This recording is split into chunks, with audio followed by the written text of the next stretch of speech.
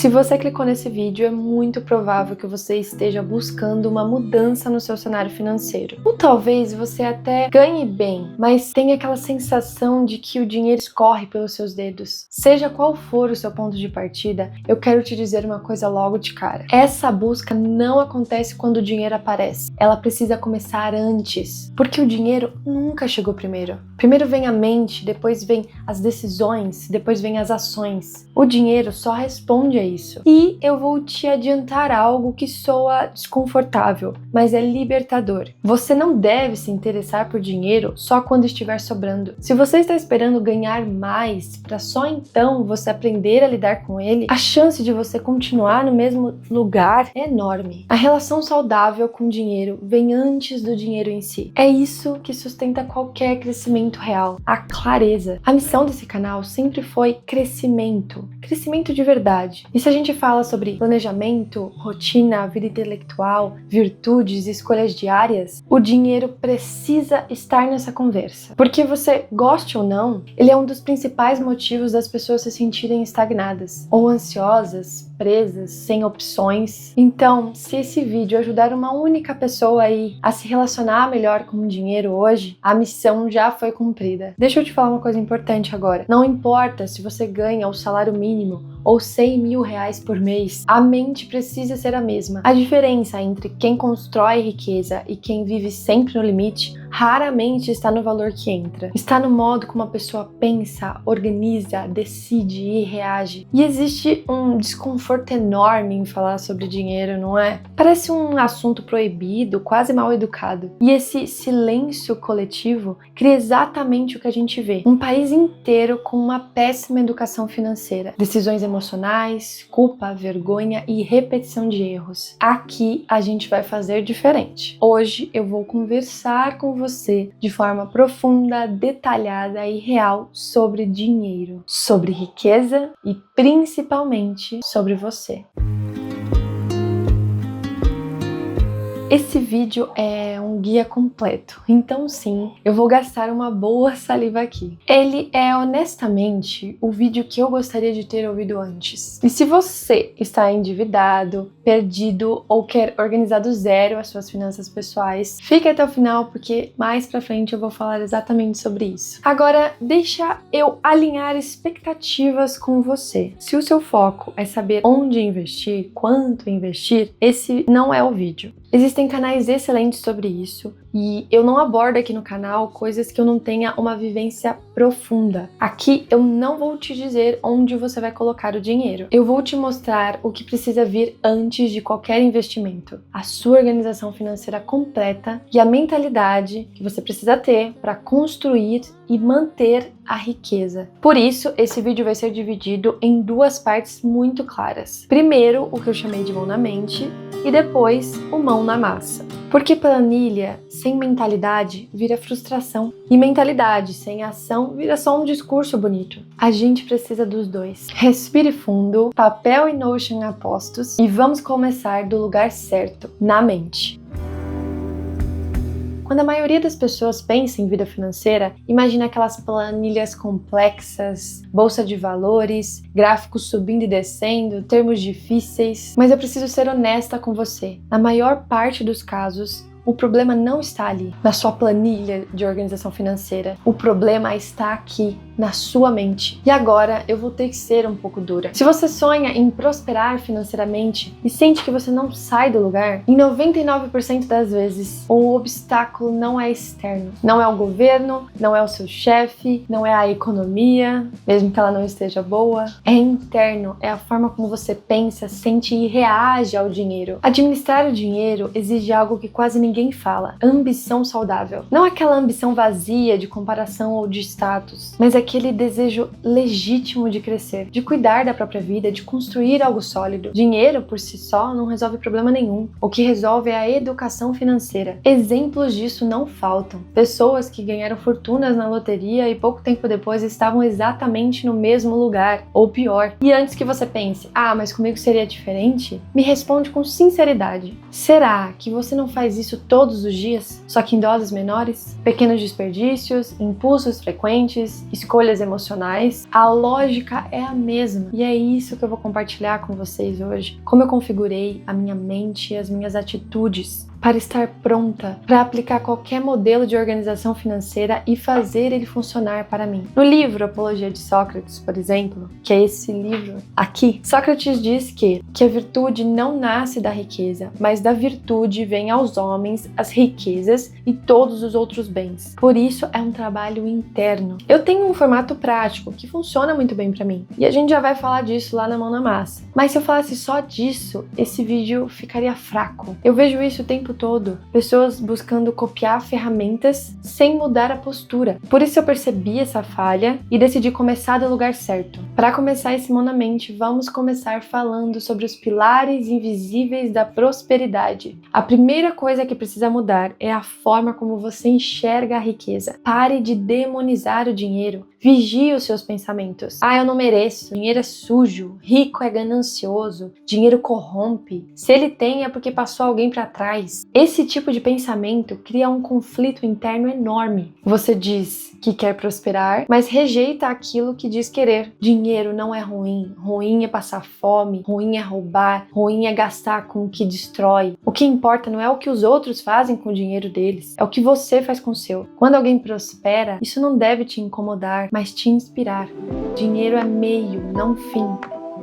Quando o dinheiro vira o objetivo final, ele nunca satisfaz. Mas, quando ele serve a um propósito maior, segurança, liberdade, cuidado com o que você ama, impacto social, ele se organiza normalmente ao redor disso. As pessoas que vivem bem financeiramente sabem para que querem ganhar antes de quanto querem ganhar. E aqui entra algo simples, mas que muda tudo: a gratidão. Pense numa situação cotidiana. Alguém te dá um presente e, ao invés de agradecer, você se frustra porque você queria outra coisa. A chance dessa pessoa querer te presentear de novo diminui, né?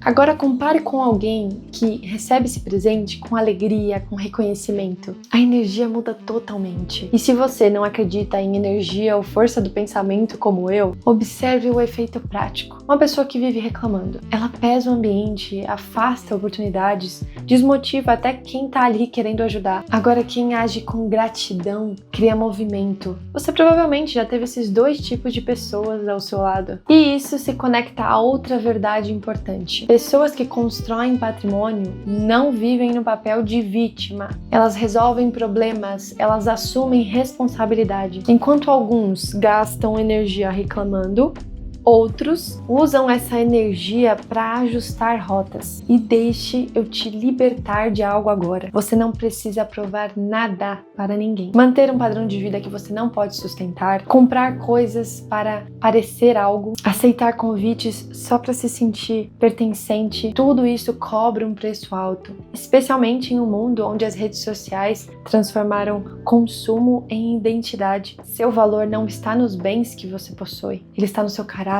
nos seus conhecimentos, nas suas virtudes, na sua honestidade. Isso ninguém tira de você. Agora, um erro bem comum: achar que ser pão duro é virtude. Não é só economizando que alguém prospera. Prosperidade vem de propósito e organização. Deixar o dinheiro parado por medo também não constrói nada. Na prática, você perde para a inflação. E investir não é só você ir lá e aplicar no banco. É investir em si, em aprendizados, nas pessoas que você ama, experiências significativas, presentear, comemorar, doar. Tudo isso também é investimento quando é feito com intenção. Outra coisa que precisa ser treinada é a paciência emocional. Perdas vão acontecer, tá bom? Um prejuízo, um gasto inesperado. O que define a sua relação com o dinheiro não é o evento, é a sua reação. Estresse não muda o ocorrido, só adoece. Assumir responsabilidade e seguir em frente é maturidade. Eu aprendi a exercitar um pensamento difícil, mas transformador. Eu perdi isso para eu ganhar algo melhor. Ou talvez eu nem precisasse disso. Eu sei, não é fácil, isso é treino, e isso não tem nada a ver com indiferença. Tem a ver com você não deixar o seu emocional sequestrar a sua capacidade de manter a prudência. Dinheiro não anda manda em mim, eu mando nele, ele trabalha para mim. Quando você entende isso, você para de tratar o dinheiro como algo sujo ou como um senhor absoluto, e ele vira uma ferramenta. E sim, você precisa encontrar formas de gerar mais valor, um emprego melhor, mais estudo, ambientes certos, companhias certas. A sua hora precisa valer mais. Prosperidade não nasce em rotinas viciadas e sem intenção. Pessoas com o mesmo cargo ganham salários completamente diferentes porque se diferenciam. Eu escolhi empreender. Tenho uma empresa familiar que cresce justamente porque escolhas difíceis são tomadas com consciência. Fale sobre dinheiro. Eu também achava desconfortável. Hoje eu converso com amigos sobre investimento, com meu parceiro sobre metas financeiras. Não é para ser uma comparação, é para ser uma troca. Quanto mais a gente fala, mais saudável a relação se torna. Bom, nada disso é simples, eu sei. Existem variáveis, medos, realidades diferentes. Isso não é uma promessa de mudança em dias. É um processo que se constrói com repetição, com consciência. Mas agora existe a parte inevitável, a ação. Prosperidade não se constrói sem ação. Mesmo heranças vieram do esforço de alguém antes. E manter patrimônio exige ainda mais responsabilidade. Se você quer prosperar sem esforço, sem estudo, sem sacrifício, esse vídeo não é para você. A pessoa que eu quero aqui é aquela que está pronta para assumir o próprio crescimento. E é exatamente por isso que agora a gente precisa colocar a mão na massa. Na próxima parte eu vou te mostrar como transformar tudo isso que a gente conversou em organização real. Vamos seguir.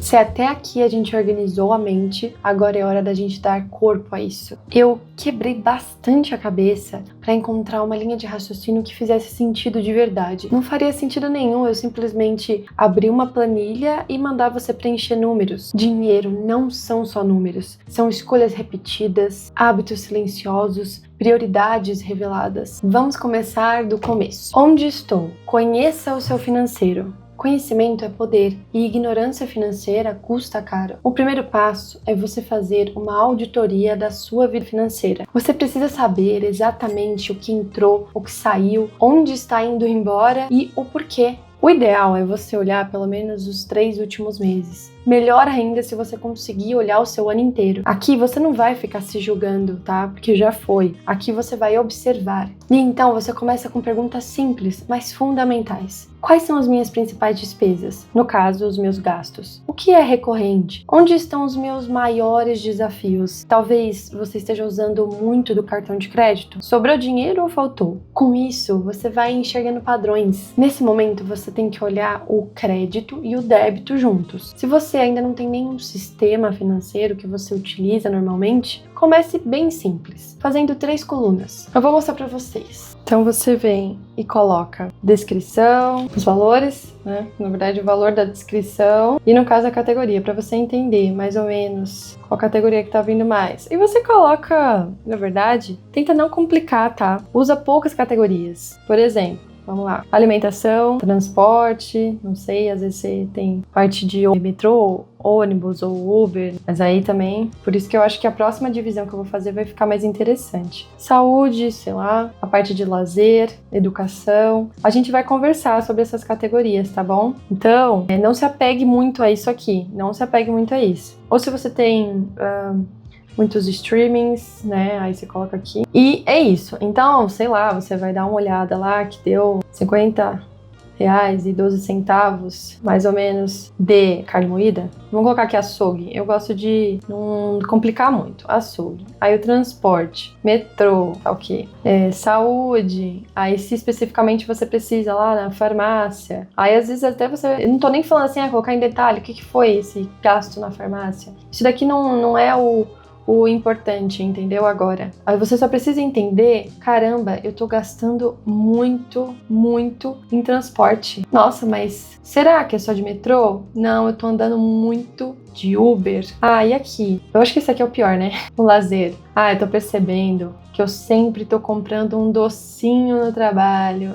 entendeu? Há muito, assim, toda semana tem algum. Aqui, percebi que tá zero na educação, eu não compro um livro, não comprei um livro nos últimos 3 meses. Caramba, eu tenho HBO, eu tenho Netflix. Você entende que vocês têm que ir fazendo essa análise? Aí, por isso que é interessante, eu falei isso, fazer essa soma, entendeu? Quanto eu vou ter aqui de açougue, um exemplo, no caso, eu gasto muito nisso, eu tô gastando muito em quê? E tô gastando pouco em quê? E o gênero desses gastos? E no qual é o meu objetivo? Que ele não está batendo nisso aqui. Caramba, eu tenho um objetivo de falar inglês. Eu tenho um objetivo de falar inglês, mas eu nunca comprei um curso ou sobre o assunto. Eu não tenho um curso ou um livro sobre o assunto, tá? Assim, como é que eu quero aprender algo? Como é que eu tenho um objetivo maior que ele não consegue chegar, se ele não vai ser suportado por nada, nada vai fazer eu alcançar ele. Então a gente vai conversar mais sobre isso aqui, tá bom? Isso aqui é só pra vocês terem uma ideia que não precisa ser uma coisa muito complexa se você não tem um sistema ainda. Você pode fazer no papel mesmo e entender os seus gastos, abrir o seu extrato, ser sincero e colocar no papel, tá bom? E aí você deixa essa lista separada aí do lado. Agora que você sabe onde você está, a pergunta muda. Para onde você quer ir? Ter intenções financeiras claras. Aqui entram as suas intenções financeiras, que fazem parte das suas intenções de vida. Se você assistiu o vídeo do Bullet Journal, sabe como tudo isso se conecta. O que você quer que o seu dinheiro faça para você no seu próximo ano? Não seja vago, tá? Seja bem específico. Você quer quitar o cartão, criar uma reserva de emergência,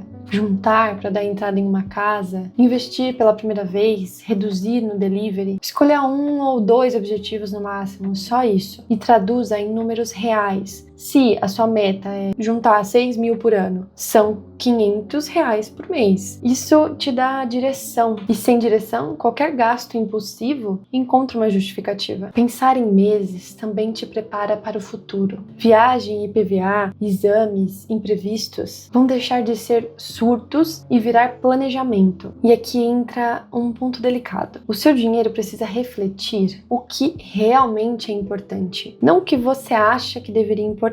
Quando eu fiz esse exercício, eu percebi algo desconfortável. Os meus gastos não estavam alinhados com aquilo que eu dizia valorizar. E isso exige ajuste, não culpa, consciência. Ajuste. E aí, se algo muda no meio do caminho, uma renda extra, um gasto inesperado, você ajusta os números, porque organização é algo vivo, adaptável. Agora volte lá para o seu onde estou e compare com o para onde eu vou. As divergências vão aparecer. Anote, porque a gente vai usar elas daqui a pouco. Como vou? Orçamento e decisão consciente. Aqui entra o ponto que tudo começa a ficar mais concreto. A gente vai criar um orçamento. Orçamento, gente, não é um castigo, uma prisão, como as pessoas pensam. Orçamento é você decidir antes com a sua cabeça fria, para não viver refém do impulso depois. Quando você não tem um plano, você gasta por impulso ou por ignorância mesmo. Não no sentido de falta de inteligência, mas de falta de clareza. Você não sabe se pode gastar, quanto pode gastar e em que você pode gastar. E é aí que o dinheiro passa a te controlar. Existem aquelas divisões mais conhecidas, como a 50-30-20, a 60-30-10, que funcionam muito bem para muita gente. O que eu falei é que depende da realidade da pessoa. Diferentes momentos da vida vão pedir diferentes orçamentos, mas sempre cabe a gente ter um orçamento objetivo, algo que a gente quer alcançar. Nesse momento, por exemplo, eu uso um modelo indicado pelo Raul Sena. As quantidades que ele separou de teto de gastos fazem sentido para mim nesse momento. E é justamente também por ajudar a manter um orçamento saudável. Agora vamos falar de cada uma dessas porcentagens desse orçamento. Custos fixos, 40%. Aqui entram os gastos essenciais. Aluguel, condomínio, contas bancárias como água, luz, gás, internet, mercado. São aquelas despesas que sustentam a vida.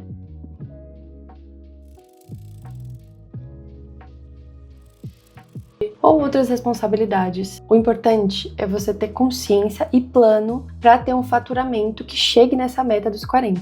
Conforto, 20%. Conforto é tudo aquilo que poderia ser resolvido de forma mais barata, mas você escolhe pagar mais por praticidade, comodidade ou tempo. Streaming, ir de Uber em vez de ônibus, pedir comida em vez de cozinhar. Eu gosto de colocar aqui roupa, beleza, pequenas conveniências do dia a dia. Inclusive, esse tópico, conforto, pode servir para absorver algum gasto maior do que o planejado nos custos fixos, sem desorganizar os demais. Metas 5%. Aqui entram objetivos específicos, que não necessariamente precisam ser pagos de uma vez. Viagem, celular novo, um curso mais caro, um projeto pessoal. Você pode parcelar ou ir juntando mês a mês. O importante é que essas metas estejam visíveis no orçamento, porque como eu sempre digo, se você planeja, para de sabotar o seu futuro por impulsos aqui no presente. Prazeres 5%. Restaurante com parceiros, sair com amigos, um café diferente, um pequeno luxo consciente. Esse espaço existe para você viver o agora sem culpa. Você não vai estar lá num restaurante com um pensamento de será que eu vou conseguir pagar essa conta? Prosperidade não é você ficar dizendo que tudo é caro e que não pode sair nunca. É você ter equilíbrio. Quando o prazer ele está planejado, ele para de virar um excesso e vira uma necessidade. Liberdade financeira 25%. Aqui está o coração do futuro. A reserva precisa cobrir uns 6 meses das suas despesas e assim sendo ajustado conforme o seu estilo de vida. Se teve uma gravidez surpresa, dependentes ou uma instabilidade na renda, esse dinheiro te compra tranquilidade, opções e tempo. É o tópico que te impede de entrar em pânico frente a qualquer imprevisto. O segundo movimento é a sua preparação para o futuro através dos investimentos. Investir é você assumir responsabilidade pelo amanhã, inclusive pela sua velhice. É decidir aonde esse dinheiro vai trabalhar para você. Renda fixa, ações ou outras possibilidades, entendendo que não é você acertar tudo agora, mas começar. Vai aprendendo e assim ajustando ao longo do caminho. Liberdade financeira não acontece por sorte. Ela é construída com intenção e visão de longo prazo. Conhecimento 5%. Essa parte é fundamental. Estudo não é gasto, é um investimento. Livros, cursos, instrumentos, habilidades, hobbies que desenvolvem você. Eu já investi em clube de leitura, em aprendizado sobre redes sociais, em negócios. Algumas dessas escolhas aumentaram diretamente a minha renda. Outras simplesmente me tornaram melhor no que eu já faço. Isso, no longo prazo, obviamente, também gera retorno. E não precisa ser caro. Às vezes, um bom livro gera muito mais do que um curso inteiro. O importante é você ser intencional. Conhecimento é a única coisa que ninguém tira de você. Agora vamos falar de uma regra simples que muda tudo. Poupar primeiro, gastar depois. Quando você se paga antes, o dinheiro para de desaparecer. Se todo mês acaba tudo e não sobra nada para o futuro, a verdade é dura, mas necessária. Você não vai construir riqueza. Você vai só continuar mantendo aquele ciclo. Gasto, mantém, entra e sai. Então, já prepara o seu mês. Por isso o orçamento é importante. Você tem que começar o mês já sem aquele valor da liberdade financeira. Não existe aquele valor. Pensa assim, não existe esse valor na minha conta. Agora que você tem as discordâncias anotadas, aquilo que não bateu, os gastos que escaparam, as metas que parecem distantes, agora é hora de você olhar com honestidade para o cenário. Você já sabe quais os maiores gastos, quais são as suas limitações reais e o que está te afastando do orçamento que você definiu. Porque você vai pegar o que você anotou e vai olhar. Será que está batendo 40% nos custos fixos? Será que está batendo 5% nos prazeres? A pergunta nesse momento não é como resolver tudo, mas o que eu posso ajustar agora? Nem todas as respostas vão aparecer de imediato e tudo bem, é uma construção. Aos poucos, você vai começar a enxergar algumas coisas. Onde é que dá para cortar? O que pode ser reorganizado? E até que tipo de renda pode entrar no futuro? A faxina financeira não exige perfeição, ela exige constância. Cada pequeno ajuste que você vai fazendo vai te aproximando do teto de gastos que você definiu. E aqui entra o tema do sacrifício. Sacrificar é você escolher o que importa mais. Toda decisão financeira carrega uma renúncia. Gastar menos agora para se ter mais depois. Um sacrifício bem feito não empobrece a vida, ele a orienta. Ele organiza prioridades, fortalece a disciplina e, com o tempo, produz frutos que não são só financeiros, mas também de paz, clareza e autonomia. É dessa junção entre consciência dos problemas e disposição para escolher melhor que nascem decisões sustentáveis. Não para caber no orçamento por força, mas para fazer o orçamento caber na vida que você quer construir. Vamos criar um sistema financeiro. Mas antes de te apresentar qualquer coisa aqui na tela, eu preciso deixar algo muito claro. Depois de tudo isso que a gente construiu até aqui, você já deve ter percebido que o que faz um sistema financeiro funcionar não é o formato, não é o aplicativo, não é o modelo utilizado, é a base que sustenta ele. Então não vai ser a planilha, não vai ser o Notion, não vai ser o aplicativo financeiro, é a lógica que você constrói na sua cabeça e sustenta nas suas decisões do dia a dia. Eu uso hoje uma planilha no Google Sheets porque eu acredito que ela resolve 3 coisas: visão, controle e proximidade com os números. Mas isso não significa que você precisa usar o mesmo formato para você prosperar financeiramente. O que importa de verdade é você entender onde o dinheiro entra, por que ele está indo e, claro, se isso está alinhado com a vida que você quer construir. A sua relação com o dinheiro não está só ali no papel, nas notas. Ela é muito mais emocional, muito mais pessoal, muito mais de uma vida de estudos, de uma vida intelectual, de uma busca para um caminho reto, com decisões mais prudentes, e isso a gente fala em vários outros vídeos aqui do canal. Dito tudo isso, eu vou mostrar por cima como funciona o meu sistema na planilha. Lembrando, não como um modelo para ser copiado, mas como uma referência visual de estrutura e raciocínio. Essa planilha hoje que eu uso, ela acabou ficando um pouco mais complexa ao longo do tempo e tem fórmulas, automações e adaptações específicas para a minha realidade. E sendo muito sincera, eu ainda não encontrei uma forma simples de poder compartilhar, de disponibilizar isso sem virar uma confusão ou uma dor de cabeça para quem tá começando. Mas eu não queria de jeito nenhum deixar vocês de mão abanando. Então eu pensei o seguinte: dentro do próprio Notion existe uma aba de modelos, onde as pessoas disponibilizam sistemas para você duplicar e utilizar pessoalmente. Alguns são gratuitos, outros são pagos. Mas eu encontrei um sistema de finanças pessoais de uma pessoa que é bem próximo da lógica que eu trouxe aqui. E aí, em seguida, eu te explico como eu organizo e planejo o meu mês financeiro. Vamos para a tela. Compartilhando a tela com vocês, abrindo a minha parte do Notion. Então, eu achei esse daqui interessante, ele até parece que é novo, foi lançado novo, que é uma parte de Finanças Tracker. Duplicando, aí você clica dentro dele e vem aqui e adiciona, né? Porque o meu tá, como eu já adicionei, já tá falando para eu adicionar um novo ou deixar uma avaliação, mas aqui vai aparecer para você ver uma prévia ou para você duplicar para você. Então, vamos entrar aqui nele, e ele é bem básico, tá? Ele está em inglês, mas eu vou explicar aqui basicamente que vocês vão entender. Assim, primeiro aqui tem botões de ações, assim, para você clicar e ir direto para alguma ação específica. Isso, se você quiser, também não precisa fazer por aqui, que é uma nova entrada, um novo gasto, uma nova transferência, uma nova conta para adicionar, uma nova categoria. Então, aqui nas suas expenses são os seus gastos, tá? As suas despesas que você vai colocando todas as saídas. E aqui são as suas entradas. Então, por exemplo, você teve um pagamento de um projeto freelance, ela já colocou algumas ideias. E aqui ela explica, tá? Como você pode ir utilizando. Por isso que eu não vou me aprofundar muito, porque é bem legal, ó. Ela já colocou aqui, tá, um guia de 2 minutos para você configurar esse modelo. E aí ela vai te mostrar passo a passo, tá? Então você tem que entender que aqui tem as saídas, as entradas, aqui são transferências entre bancos, aqui são as contas que você tem, e porque eu escolhi esse modelo foi por ter os budgets, que são os orçamentos. Lembra que a gente falou bastante disso aqui no vídeo. Aqui no entretenimento pode ser os prazeres, e vão ter aqui os valores, tá? Das suas metas, do seu orçamento, quanto é o teto de gastos, e aqui o quanto você tá chegando nisso, aí a porcentagem, etc.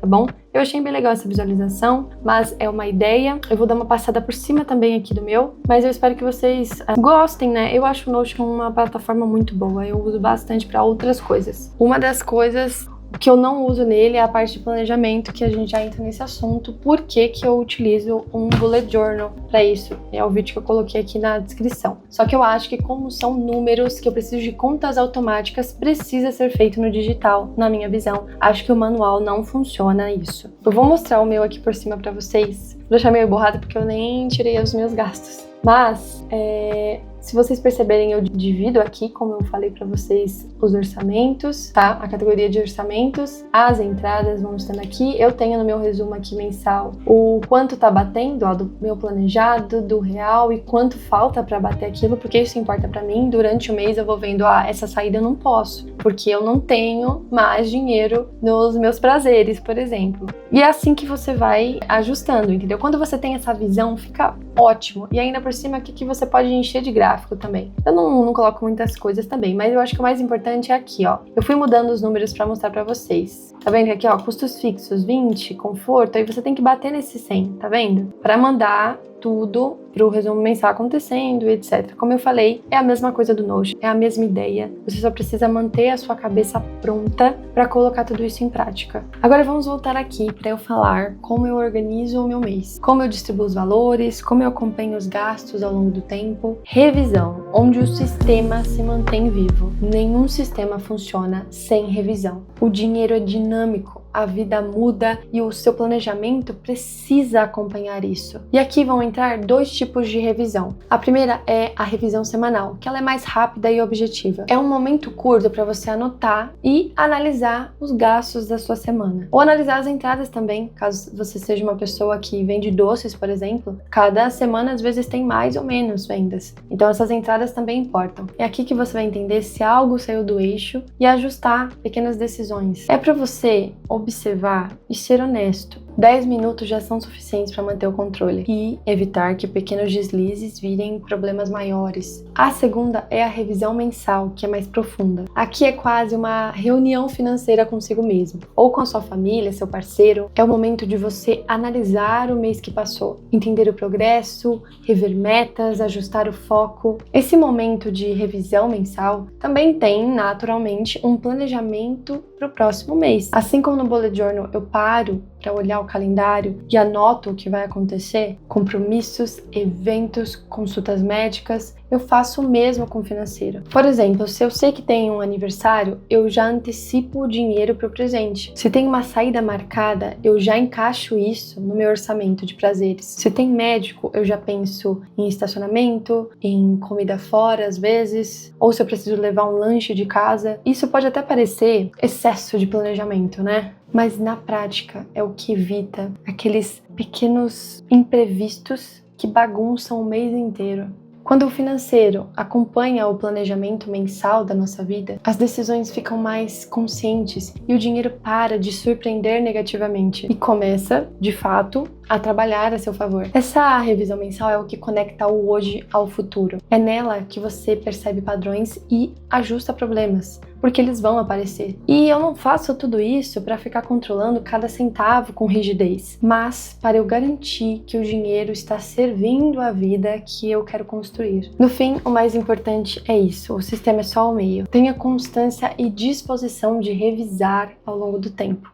Eu resolvi fazer uma pausa, tomei um banho, lavei meu cabelo, comi alguma coisa, pra gente voltar pra parte final do vídeo. Eu decidi fazer um bônus. Se hoje você está endividado, perdido ou sem margem nenhuma, é importante você ser muito honesto. Não adianta pular etapas. Antes de você ficar pensando em investimento, em automações, em planilhas, o foco precisa ser você quitar as dívidas e estancar o problema. Mapear tudo que você deve, negociar, organizar todos os pagamentos e recuperar um mínimo de controle. Esse é o trabalho de agora, antes de qualquer coisa. Não dá para construir prosperidade em cima de dívidas. Só depois disso é que a base começa a ser construída. Primeiro você sai do buraco e depois você firma o chão. E se eu estou falando disso só agora, no final, é porque você precisava de tudo que veio antes na nossa conversa. Clareza, consciência, visão e responsabilidade. É essa mentalidade que vai te dar força para querer sair dessa dívida. Você resolve os problemas e depois volta aqui nesse vídeo com mais maturidade, para assim você construir o seu sistema financeiro do zero. Ufa! Se você chegou até aqui, deu para sentir.